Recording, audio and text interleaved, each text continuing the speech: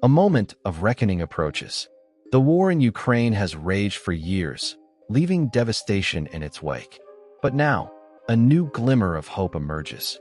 Talks of a ceasefire are underway, with US and Russian officials set to negotiate a deal that could change the course of history. Will diplomacy prevail, or is this just another political maneuver? Stay with us as we break down the latest developments. In a high-stakes diplomatic move, representatives from Washington and Moscow are engaging in discussions over a potential Ukraine ceasefire. US President Donald Trump has hinted at positive messages from the Kremlin, raising hopes for an end to hostilities. But is Russia willing to accept Washington's terms? Kremlin spokesperson Dmitry Peskov has been reserved in his response, stating that Moscow is carefully studying the proposals. Meanwhile, Ukraine has agreed to a 30-day ceasefire, yet the broader question remains: can a temporary pause in fighting pave the way for a lasting peace?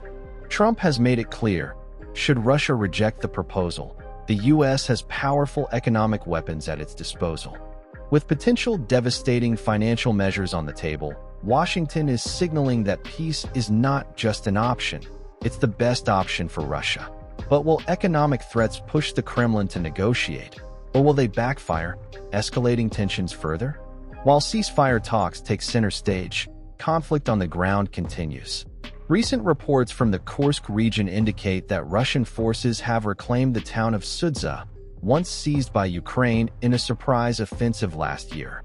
However, conflicting statements from Ukraine's military intelligence raise questions about who truly controls the area.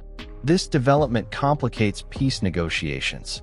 If fighting continues, can both sides truly commit to a ceasefire? As Washington and Moscow debate peace, European leaders are stepping up their efforts to ensure Ukraine's security. Defense ministers from the UK, France, Germany, Italy, and Poland have convened in Paris, signaling a unified stance. European nations are working closely with the US to mend relations between Washington and Kiev. But with growing uncertainty about America's long-term foreign policy direction, will Europe's efforts be enough? So what exactly is being proposed? Here are the critical points of the US-led ceasefire initiative.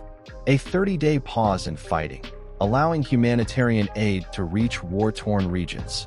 Immediate resumption of US security assistance to Ukraine, including $2 billion per month in military support. Renewed intelligence sharing between Washington and Kiev to counter Russian aggression. Prisoner exchanges and the return of Ukrainian children taken by Russia. This proposal is a win for Ukraine, but does it benefit Russia? And more importantly, does it guarantee long-term peace? On the streets of Moscow, reactions to the ceasefire talks are mixed. Some see it as a necessary step toward ending the war, while others believe it gives Ukraine an opportunity to rearm.